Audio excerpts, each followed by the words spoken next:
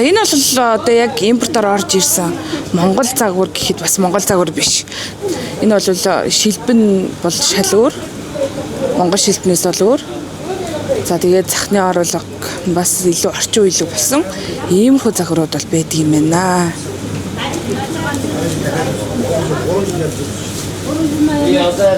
Монголын уламжлалт цагаан сарын баяр болоход сар хүрэхгүй хугацаа үлдсэн байна. За Монголын уламжлалт цагаан сарын баярыг бол дээл үндэсний хувцсгүйгээр төсөөлөх боломжгүй байдаг. За тэгвэл сүүлийн үеүүдэд зах худалдааны төв болон онлайн дэлгүүрүүдээр бол яг Монгол хэлбэр хийцийг баг зэргийн шингээс хэрнээ за хятад маягийн үндэсний хувцсыг ихээр импортлон оруулж ирж худалдаалах болсон байна.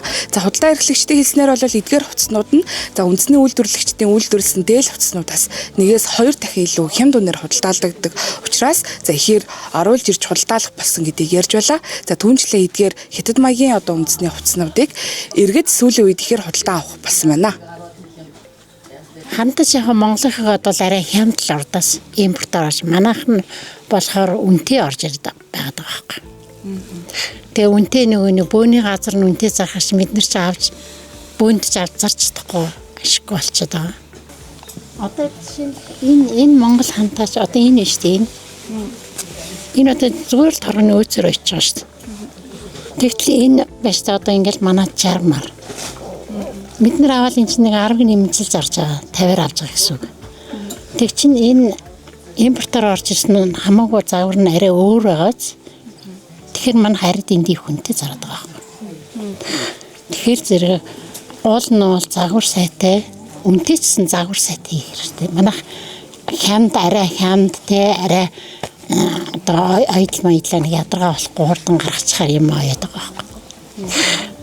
Гүү яг уу чинь өөр штэ. Яг Монгол загвар бол хамаагүй өөр. Манайх чинь ойдол тэр занг товч шилв сампин энэ зангидсан бол өөр штэ. Та энэ гэтэ хол ми зөөр машинаар дараал очсон байгаа.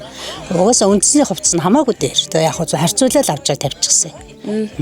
Хүмүүс ер нь хэрэг худалдаа авч байна. Угаагүй штэ. Тэгээ чүү аавна. Ер нь жаахан үн хямдтал да.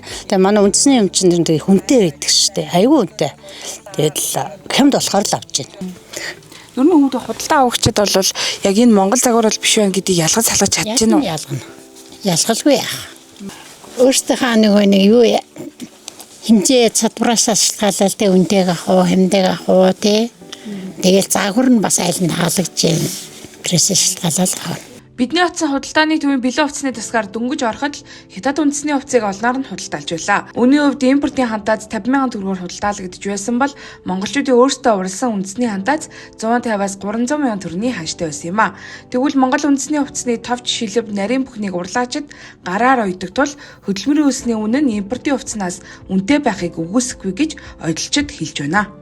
Нэгдүгээр бас хүмүүсийн нөгөө амжиргааны төвшин ямар байна тэрнээс шалтгаалж байгаа гэж бодож байна. Яагаад тэгэхээр хятад хувцснууд хямд орж ирж байгаа.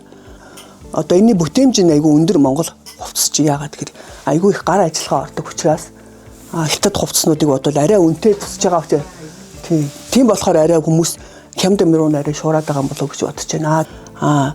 Товч илүүл гэхэд чинь монголчууд одоо энэ хятад шилвнүүд болохоор юм бүхс байхгүй. Монголын ийм товч шилв болохоор гараар ойдог учраас ийм бүхсний ийм хөөрхөн ийм бондгоор гаргаж ирээд тэгээд юуныхаа тооны хувьд ч гэсэн одоо монголчууд чинь бэлэгдлийн чанараар дандаа сондгоо тоотой товч шилв хаддаг. Одоо 7 9 тэгэл дээшээ те хийцний хувьд ч гэсэн ийм суган ийм одоо чөлөөтэй хүмүүс ингээ хөдлөөд юм хийж яхад чөлөөтэй 50 те зах нь хүртэл одоо ингээд хятадын зах чинь мүлгэр жижигхэн байгаа үстэй. Монгол хүний зах чинь босоо гоё. Одоо ингээ өмссөн байхад энэ тэнд ямар ч хүчлээс байхгүй. Тийм одоо онцлог шанзар зөндөөл байна. Хятад ингэр ерөнхийдөө ийм дугуй ийм мүлгэр ингэр гараад ах шиг байдаг штеп. Монголчуудын ингэр бол ийм одоо яг хүннүү дээл гэвэл ийм шулуун ийм гарч ирнэ л дээ. Сүүлийн үед бол яг энэ монголоороо хүмүүс илүү өмсөд байгаа юм дөрвөлжин ингэртэй гэдэг ч юм уу те. Эдгээр импортын хувцсыг харах төдийл Монгол үндэсний хувцас биш болохыг ялгаж болно.